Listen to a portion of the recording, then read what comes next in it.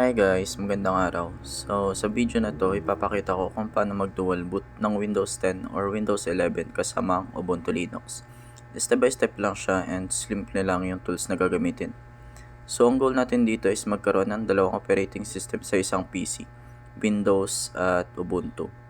So, before we start, kailangan lang natin ng USB flash drive na may at least 8 GB na free space. First off, punta lang tayo sa Ubuntu website. Then, i-download natin yung Ubuntu ISO file niya. Kung Kali Linux naman yung gusto nyo, pwede rin, same process lang. So, in my case, na-download ko na yung ISO at nasa desktop ko na siya. So, ang next step natin is punta tayo sa Rufus website. So, ito yung gagamitin nating tool para gumawa ng bootable USB. So, dito, scroll down lang. I-download nyo lang yung latest version. Tapos, open nyo siya. So, pag may nag-pop up, click lang yung yes para ma-install natin yung Rufus. And then, sa pag-open ng Rufus, automatic na dapat makikita nyo yung USB drive nyo.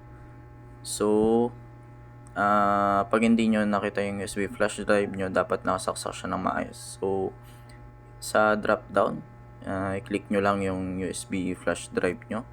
So, siguraduhin nyo lang na tama yung USB na napili nyo kasi pag hindi, mabubura lahat ng laman ng USB nyo. So, sa boot selection, click lang natin yung select. Tapos, navigate nyo yung na-download nyong Ubuntu or Kali Linux na ISO file nya. So, click lang natin yan. And then, lahat yan dapat naka-default. Tapos, click nyo lang yung start. So, piliin nyo yung ISO image mode. Tapos, i-okay nyo lang. Tapos, hintayin nyo lang siyang matapos. So, usually, mabilis lang naman yan.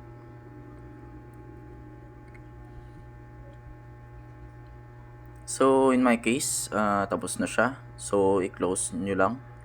And then, magbo-boot na tayo using the USB. So, dito, kailangan nyo lang i-restart yung computer nyo para makapasok tayo sa BIOS ng PC or laptop natin. So, Windows I lang siya para mag-lock. And then,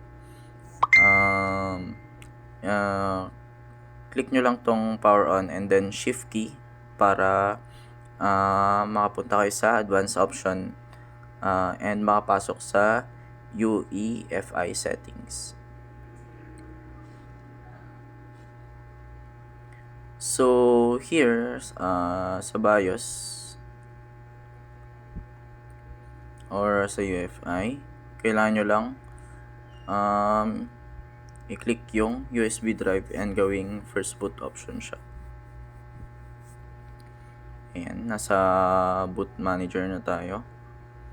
Ayan, click nyo lang yung EFI boot settings. Then, try or install Ubuntu pag nag-boot na yung PC or laptop. Tapos dito, lalabas yung Ubuntu. So, sabi dyan, install Ubuntu. Tapos, piliin nyo lang yung keyboard layout. Dito, in my case, naka-default siya sa English US. So, sa installation type, piliin nyo lang yung install Ubuntu alongside Windows. And, i-adjust nyo lang yung space dito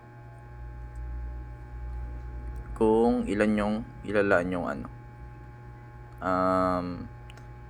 kung gaano kalaki yung gusto nyong space sa Ubuntu.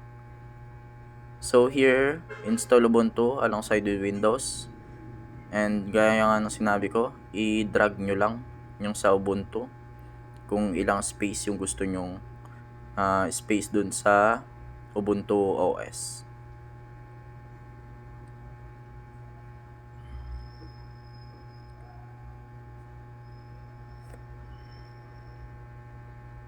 So, after that, click nyo lang yung install now. And then continue.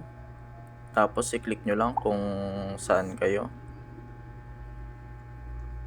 And then, i-finish nyo yung setup by clicking or ilagay nyo yung username and password nyo. And then, hintayin nyo lang matapos yung installation. Tapos, pagkatapos nyan, i-restart nyo yung PC and tanggalin nyo yung USB nyo.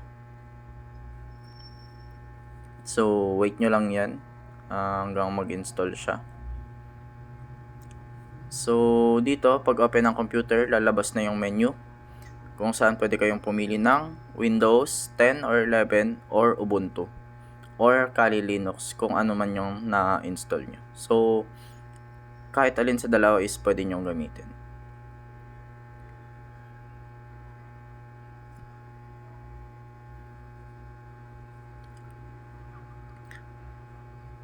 So, yan na. Gumagana na yung Ubuntu natin. And then,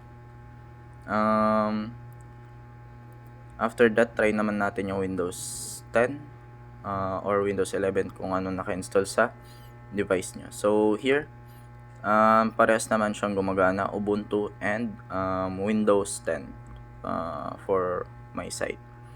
So, ayan guys, ganyan lang naman kadali mag-dual boot ng Windows or Ubuntu. So, sana naging clear yung steps. And nakatulong tong video lalo na sa mga gustong mag-dual boot. Thank you!